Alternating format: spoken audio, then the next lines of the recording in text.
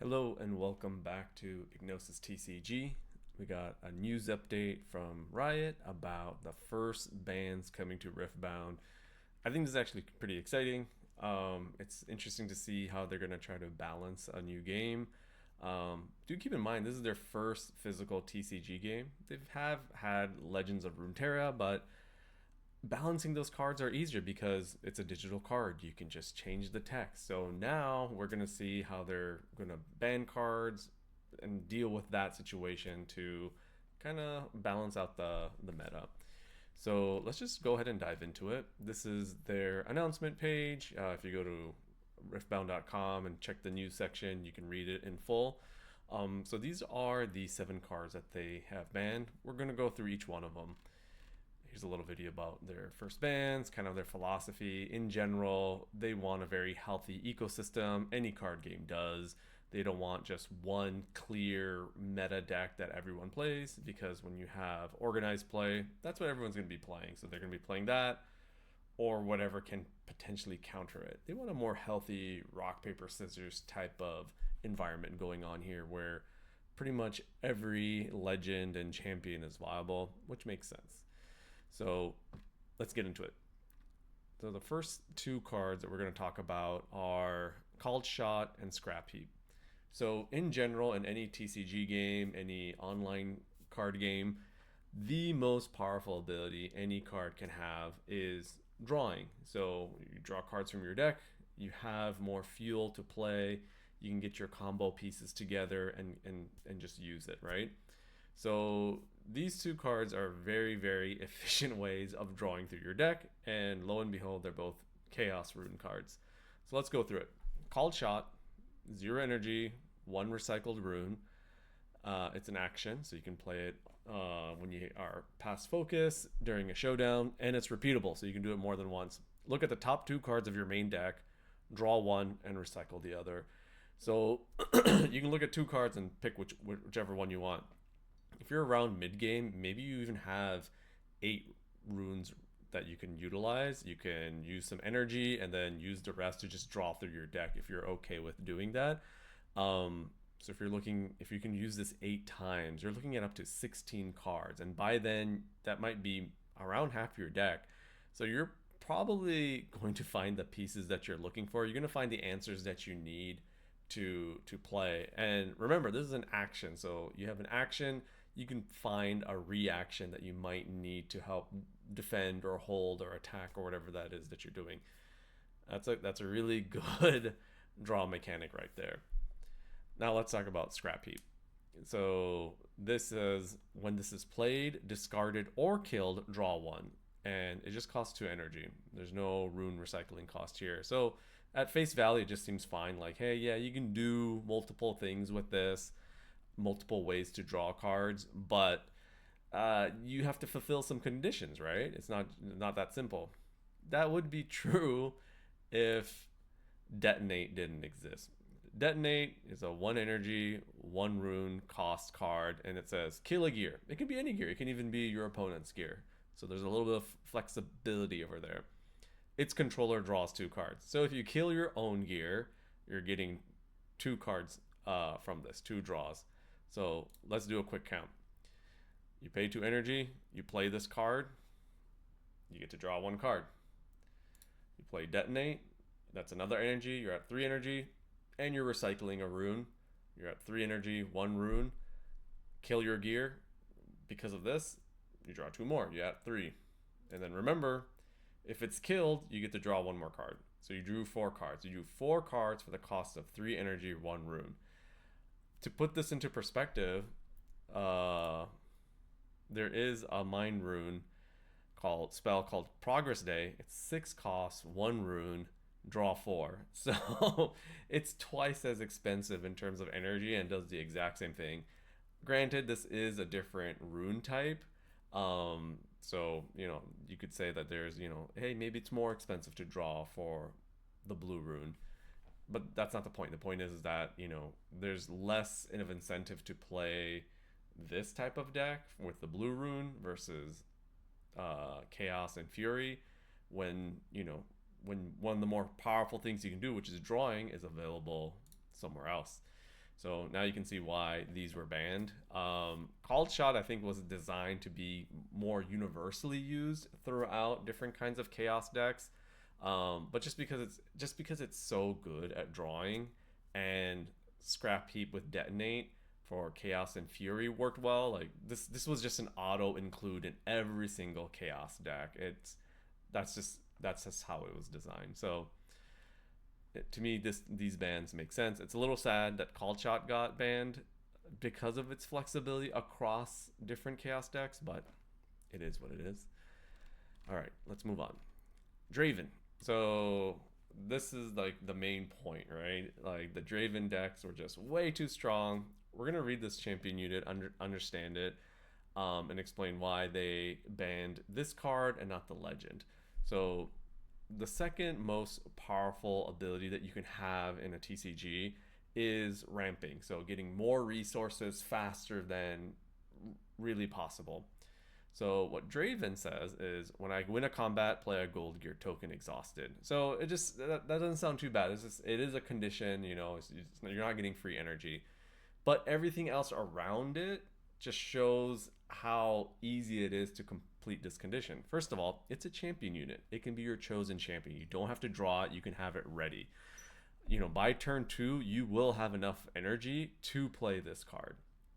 And also, when it comes to cost to value, in this card game for Riftbound, a 1-to-1 ratio is kind of like at par. Anything better than that, like you're doing great. You're like, your cost efficiency is great. So 4 energy, 4 might, that's a 1-to-1 ratio. It's pretty good. But additionally, when I attack or defend, you may pay a Fury rune. If you do, give me +2 this turn. So if you ramp some other way, or you waited one more turn 3 maybe, or you played some specific battlefields, which we'll get to in a second, you could do this turn 2, 4 cost, 6 might unit that can like go in and you know, start wrecking havoc. And then the extra cost is not too bad, because if you win, you're gonna get that gold gear token. So it's almost as if it didn't cost you that additional rune at all. So this is why Raven, I keep calling him Raven. Draven Vanquisher was banned. Now, maybe it's not too bad actually. You know, maybe it's an okay card. Maybe you're thinking there might be some other issues with this card, and there is. So the main issue actually is tied with this is his legend card. So let's go ahead and quickly pull up his legend here. So let's take away the spells. Let's look at the legends. And here he is. So when you win a combat, draw 1. So now we're drawing all over again. So we have so much draw already. This gives you even more draw. And on top of that, this is a passive ability. You don't have to tap them to use this ability. It's just, you win a combat, you draw 1. So, you know, you play him turn 3 or turn 2, you know, you're able to attack a battlefield, you get +2, you know, you have a 6 might unit, which is crazy, like 4 cost 6 might. You know, there are other cards out there that are 6 cost 6 might. You know, so this is pretty good. You win a combat, you get a gold gear token, so you get a refund on your cost, and you get to draw a card. So it's everything I mentioned, like the top 2 most powerful things you can do, which is draw, ramp, and then on top of that, you know, you have a very efficient unit. Well, there's nothing wrong with having efficient units, but it tends to lean on a little bit of a broken side. But Riot does not want to ban legends. That just destroys an entire dual region, and that makes sense to me too, actually. So instead, they banned those 2 spells we mentioned, and Draven here specifically. All right, let's keep going. This one kind of hurts for me, actually. So Fight or Flight. You can hide this if you want to. It's an action card. Move a unit from a battlefield to its base. Just that simple wording shows how powerful this card is. So you don't just have to move your enemy unit. You can move your own unit. There's a lot of move synergies available. So this is kind of strong. And it's only 2 energy, right? And there's no rune recycling requirements here. So this is very flexible. I actually do feel like this could have stayed in. I can see why this is a staple in Chaos, but then even more so a staple in Draven. And it gives you a lot of flexibility in retreating if you need to retreat and save your units, or just kicking someone else out if you need to. You know, you can hide it so you can react with it. It's an action, so you can play it when you're focused on a showdown and you know you're not going to win. It's just an all-around really good card. I wish this was like a digital TCG. I think maybe they could have increased the cost by one, and that would have helped out a lot, helped out with early aggressions or early retreats. But it makes sense. But I think with the other bans, they could have just actually kept this in. So, but yeah, that's why it's banned. It doesn't ramp. It doesn't give you card draw or anything like that. Well, technically, it could give you card draw. There's a lot of synergistic cards here. So if we hit, let's go ahead and search all units that have the move ability. So over here, let's see what we got. Oh, too many cards. Let's filter this down. Let's just look at the standards. So over here we can see Traveling Merchant. When I move, discard one, draw one. There you go. I believe there's another one where it's just whenever you move, you get to draw. I don't see it. Oh, well, here's another one. Like just for Chaos in general.